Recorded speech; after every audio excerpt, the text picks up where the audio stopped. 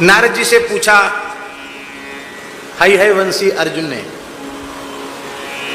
कि जल्दी प्रसन्न होकर अभीष्ट की पूर्ति कौन कर सकता है?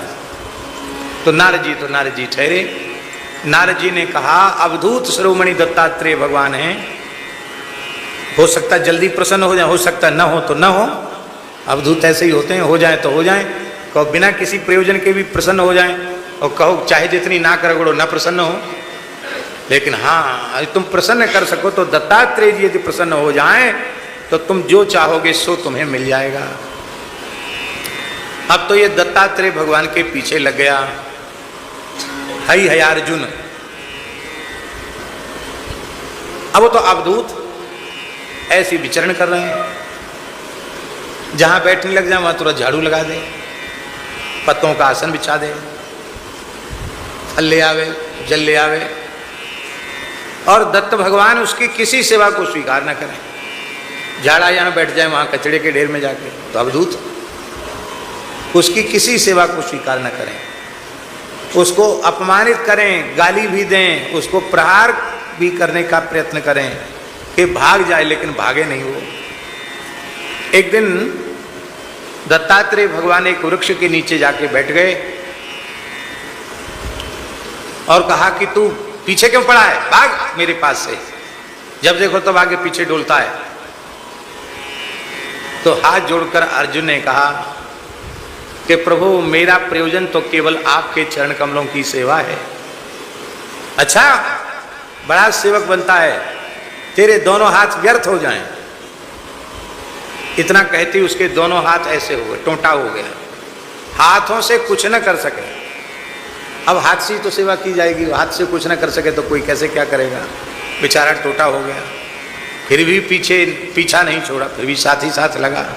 टोटा हूं तो क्या कुछ तो कर सकता हूं, लोट लोट करके झाड़ू लगा दे।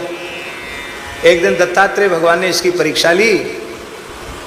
है बड़ा सेवक बनता है, अब तक तेरी किसी सेवा को मैंने स्वीकार नहीं किया, आज मैं तेरी सेवा स्वीकार करता हूं। मुझे प्यास लगी है, सुंदर शीतल जल भर के ला। अब ना तो पात्र और हाथ तो निष्क्रिय हो गए, कैसे उठा के लावे। इसने कहा जो आ गया। दौड़ा दौड़ा एक गांव में गया, एक कुम्हार के घर गया, बोले हमारे भगवान भूख प्यासे हैं, आप कृपा करके एक घड़ा हमको दे दो, जल भर के हमारे गले में बांध दो, हम गुरु जी को पिलाएंगे। बोलो भक्तवत्सल भगवान ने अपने गर्दन में घड़े को लटका के लाया और दत्त भगवान के सामने रख दिया। दत्त भगवान ने उठाया, पूरा घड़ा पी गए जल। बोले मैं प्रसन्न हूं तेरी सेवा से, अब 500 हाथ तेरे इधर हो जाएंगे, 500 हाथ इधर हो जाएंगे, 1000 भुजाएं तेरी हो जाएंगी।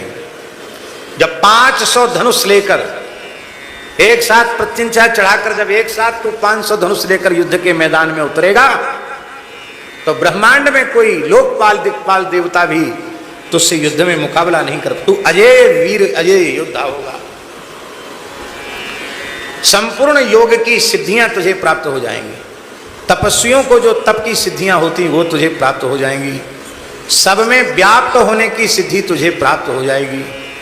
इसलिए सहस्त्रबाहु अर्जुन के राज्य में लोग पाप की परिभाषा भूल गए थे। किसी के मन में चोरी करने का विचार उत्पन्न होता तो है अर्जुन सब जगह व्याप्त था, तत्काल प्रकट होकर के उसका वध कर देता था। मन में भी चोरी का विचार आया, पाप कर्म का विचार आया, उसको वह दंडित कर देता था। उसके राज्य में सतयुग जैसा वातावरण हो गया। और पुराण में तो लिखा है वो सुदर्शन चक्र का अवतार, सुदर्शनावतार था। देखो कैसी विचित्र बात है, परशुराम जी ने उसका संहार किया। परशुराम जी भी भगवत अवतार और सहस्त्रबाहु अर्जुन भी सुदर्शनावतार। ये सब लीला करते हैं, नाटक करते हैं। जय विजय भगवान के पार्षद हैं, वही हिरण्याक्ष हिरण्यकशिपु बन जाते हैं, वही रावण कुंभकर्ण बन जाते हैं, भगवान उनके साथ खेलते हैं। सब भगवान का नाटक है, सब भगवान की लीला है। सहस्त्रबाहु अर्जुन प्रातः स्मरणीय है, प्रातः काल उसका स्मरण किया जाता है। हाँ, कार्तवीर्यार्जुनो नाम राजा बाहु सहस्रवान तस्य स्मरण मात्रेण गतम नष्टम च लभ्यते। जो सहस्रबाहु अर्जुन का प्रातःकाल स्मरण करता है, उसका खोया हुआ गया हुआ धन, नष्ट हुआ धन फिर से वापस आ जाता है, नष्ट हुई विद्या उसे पुनः प्राप्त हो जाती है। और कोई आपका प्रिय व्यक्ति घर छोड़ के चला गया हो, आप बहुत परेशान हो रहे उसके लिए, इस मंत्र का कोई विधि पूर्वक जप कर ले तो वो व्यक्ति कहीं भी गया होगा, यदि जिंदा है तो वो खिंचा हुआ चला आएगा। आज भी ऐसा विचित्र प्रभाव है इसके स्मरण का। तो भगवान की सृष्टि है, सब यहाँ उपयोगी है। ऐसा भी मंत्र है कि नष्ट हुआ फिर से प्राप्त हो जाए, और ऐसा भी मंत्र है कि चोरी ही ना हो। जैसे प्रातः स्मरण होता है ना, ऐसे रात्रि स्मरण भी होता है। रात्रि स्मरण के श्लोक मंत्र सब अलग हैं। प्रातः स्मरण तो लोग जानते हैं, रात्रि स्मरण नहीं जानते। अब कभी अवसर होगा तो हम ग्रंथ से आपको रात्रि स्मरण भी बताएंगे, किनका नाम लेकर रात में सोना चाहिए, कैसे सोना चाहिए, ये भी लिखा हुआ है। तो रात्रि स्मरण में एक श्लोक आता है, तिस्रो भार्या कपल्लस्य दाहिनी मोहिनी सती तासाम स्मरण मात्रेण चौरो गच्छति निष्फला कफल्लकः कफल्लकः कफल्लकः। कफल्लक नाम के ऋषि थे, उनकी 3 ऋषि पत्नियां थी, दाहिनी मोहिनी सती। उनको वरदान प्राप्त था कि उन ऋषि का और उनकी ऋषि पत्नियों का जो स्मरण करेगा उसके घर में चोरी नहीं होगी, चोर खाली हाथ जाना पड़ेगा चोर को। चौरो गच्छति निष्फला, खाली हाथ चोर चला जाएगा। जंगल में भले रुपया भर के थैला रखो, सो जाओ, विश्वास पूर्वक इस मंत्र को ले लो, कोई हाथ नहीं लगाएगा। पर ऐसा करना मत आप लोग, क्योंकि विश्वास की कमी होगी, कहीं थैला चोरी हो गया तो आप झगड़ा करने हमसे चले आओगे। लेकिन हम तो ये समझते हैं कि शास्त्र में जो कुछ लिखा है उसमें संदेह का अवसर ही नहीं, एकदम सत्य है। चौरो गच्छति निष्फला कफल्लकः कफल्लकः कफल्लकः, ऐसा कहना चाहिए। सोते समय सिर की ओर पूर्ण घट जल भर कर रखना चाहिए। एक घड़ा जल, पूर्ण घट जल भर के रखना चाहिए। बड़ा पवित्र, बड़ा शुभ होता है। शिरोभाग में सैया के जैसे इधर मस्तक है तो उसके पीछे एक चौकी पर सुंदर एक घड़ा रखो जल भर के। शैया के 2-4 पग दूर पादुका रखनी चाहिए। जूता चप्पल पादुका खड़ा हूं, ये नहीं कि खोपड़ी की तरफ खड़ा हूं रख दो, उधर पादुका रखनी चाहिए। और सोते समय अपने दाहिनी भुजा की तरफ खादिर लगुडम, खैर की लकड़ी का अच्छा मजबूत डंडा रखना चाहिए। खैर की लकड़ी का डंडा बहुत वजनदार होता है और इतना मजबूत होता है कि हल्के से भी किसी के मस्तक पर पड़ जाए तो उसकी कपाल क्रिया सुनिश्चित समझ लो। बंदूक गोली की जरूरत नहीं, एक डंडे में ही कपाल क्रिया हो जाएगी। जय सिया राम। ये भी लिखा है कि डंडा हाथ में रख करके सो। बोलो वृंदावन बिहारी। पुराणों में, धर्म ग्रंथों में सब लिख दिया है, इतनी सावधानी। तो महाराज जी ये प्रातः स्मरणीय है सहस्राबाहु अर्जुन। इसने कहा महाराज आपने इतने वरदान हमको दे दिए और इतना सब कुछ मुझे मिल जाएगा, मैं सप्तद्वीपति पृथ्वी का एक छत्र सम्राट हो जाऊंगा, तो मुझे अहंकार भी आएगा, अहंकार से बच नहीं सकता। प्रभुता पाए काहे मद नाही। तो महाराज ये भी बता दो मेरा विनाश कैसे होगा। ये हम अपने मन से नहीं बोल रहे हैं, ये महाभारत में लिखा है, आप पढ़ लेना महाभारत में। अर्जुन ने कहा मेरा विनाश कैसे होगा। का मनुष्य का अभ्युत्थान उत्थान ब्राह्मण की कृपा से होता है और उसका पतन भी ब्राह्मण के तिरस्कार से होता है। एक ब्राह्मण की कृपा से तुम्हें यह सब मिला है। मैं ब्राह्मण हूं, भगवान कह रहे हैं दत्तात्रेय। और जब तू ब्राह्मणों का तिरस्कार करेगा, किसी एक ब्राह्मण का तिरस्कार करेगा तो श्रीहीन हो जाएगा, तू अपने वंश के सहित नष्ट भी हो जाएगा।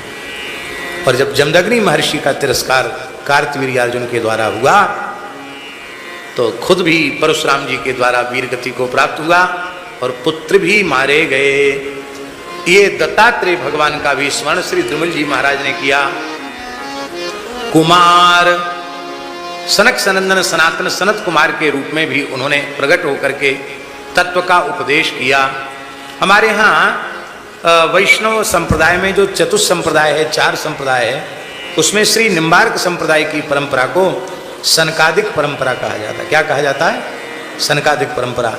इसके प्रधान आचार्य श्री सनकादिक भगवान हैं, तो ये भी परंपरा है। और ऋषभो भगवान पितानह, द्रुमल जी कहते हैं हमारे पिताजी भी कलावतार, पिताजी माने ऋषभदेव भगवान, क्योंकि नवयोगीश्वर ऋषभदेव भगवान के ही पुत्र हैं, तो हमारे पिता भी कलावतार हैं। ये भगवान ने कलावतार क्यों लिए? बोले ये तो भगवान ने आत्म साक्षात्कार के साधनों के उपदेश के लिए ये अवतार भगवान ने लिए।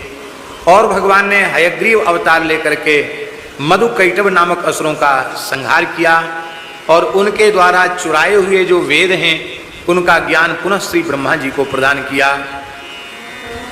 प्रलय काल में भगवान ने मत्स्यावतार लेकर के सत्यव्रत मनु की रक्षा की, पृथ्वी औषधि और धान्यादि की रक्षा की। वाराह अवतार लेकर के भगवान ने पृथ्वी से रसातल का उद्धार किया और हिरण्याक्ष दैत्य का वध किया।